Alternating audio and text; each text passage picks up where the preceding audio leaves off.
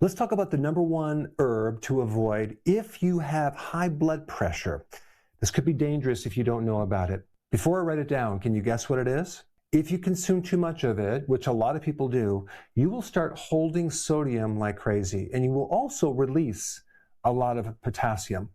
Your blood pressure might go up, and you also might get muscle cramps and arrhythmias because your electrolytes are not there to be able to counter what you need for the heart. All right, let me reveal what I'm talking about. Licorice. You know, it's a common thing that people consume.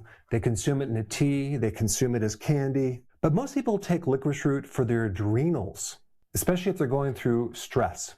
So your body has a built-in safety enzyme to protect you from producing too much cortisol. That's the stress hormone. And it's a safety enzyme, which is right here, 11-HSD2. Not that you needed to know the name of it, but this is a safety enzyme to protect you from raising too much cortisol, because that could be dangerous. Too much cortisol will cause you to retain sodium, get rid of your potassium, increase your blood pressure, cause muscle cramps, and create heart arrhythmia issues. And it just so happens that licorice blocks this enzyme because the active compound in licorice is this right here, glycyrrhizin. So when your body no longer has this safety enzyme, cortisol starts going up. So to make this simple, if you consume too much licorice, it's going to trick your body into doing all these things right here. Now, our bodies were designed to retain sodium because way back in the day, there wasn't a lot of sodium around. There was probably way more potassium foods than sodium. And so I think one of the reasons why this compound is in licorice is just to help us survive in the past by retaining more sodium. But today, we get a lot of sodium from junk foods, right? But we rarely get enough potassium, and that's really the big problem. Let's just talk about potassium for a second.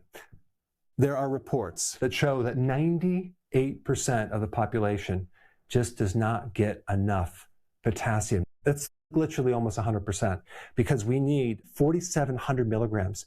What does potassium do? It's a key electrolyte for the heart. It helps us generate energy in our nerves and our muscles. It also greatly helps protect you against blood sugar issues. It helps you store glycogen in your liver. And so the potassium issue is not uncommon. And the problem is by taking too much licorice or licorice tea or the candy, boy, you go from deficiency to severe deficiency. And if you don't have enough potassium, that can put a big problem on your heart, especially with arrhythmias. So people get licorice from candy. A lot of kids have it. A lot of other people have licorice tea, or they have licorice supplements, or they get it in capsules, and they're taking them on a daily basis. I do not recommend that, especially if you're older, especially if you have high blood pressure, especially if you're on a diuretic. And even more than that, especially if you're taking a synthetic version of cortisol like prednisone, and you take licorice, that is not good at all. Now, for some people that have low cortisol, maybe a little more licorice might be good, but I think they should be supervised by someone who knows about that. But it's pretty wild because so many people are trying to get healthier with things like licorice, and they don't really look at all the different factors. So how much licorice tea would be too much?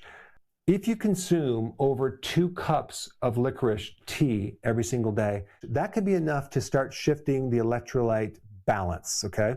Or if you're eating 100 milligrams of licorice candy a day over 2 weeks, that could be a problem, even to the point where you can actually end up in the hospital. The real danger is not one dose, it's the chronic low dose exposure that builds up in the body. And it's interesting because in this medical book, which was written in 1926, guess what one of the remedies was? Licorice. So licorice has been used for a long time, for over 3,000 years, for all sorts of things like ulcers, coughing, inflammation, infections. So it stood the test of time, and a lot of people have gotten a lot of benefit from it. But just realize it's very, very powerful. It's not completely safe for every single person. Now, there is a certain type of licorice that extracted this compound, so that way you won't get this effect with this enzyme. It won't mess with this enzyme, called DGL. So basically just take this thing out and you're getting the benefits of licorice without this thing that can create problems. So this is just one thing you should put on your radar. If you're going to take licorice, get the one that is a DGL licorice, okay? And that way, it won't create these effects right here. That way you can get the gut effects. If you have an ulcer, you can get the positive immune effects without pulling all the potassium out and creating problems with your electrolytes, especially if you're going to use it long term.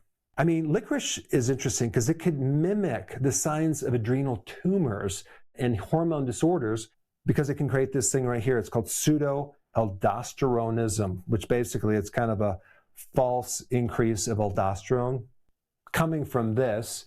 It's not coming from a tumor. And so it's something that doctors would look at. And this is why it's important if you're at the doctor to let them know, everything you're doing if you're taking licorice, because that could be the cause. And if they don't have that data, they can misdiagnose you. The good news is that if you have some of these symptoms from taking licorice, you can just stop taking it. The symptoms will reverse usually. And so I am talking about some of the dangers with herbs, but generally speaking, most herbs are super beneficial, and many of the complications from herbs are extremely rare, especially if you compare them to medications. And I'm really in support of the therapies they used to use back in the day, but unfortunately, the recommendations of natural things from doctors are close to zero. I have a free download that I want to give to you. This free download is my daily routine in a checklist. This is the routine that I use every day to feel like I'm 18 years old, even though I'm 60 years old, and I want to give it to you for free. And so there's a little link down below. Click it and definitely download that. Since we're talking about herbs, there's some really simple herbs that you can use in the kitchen to improve your health. And for that information, you should watch this video right here. Check it out.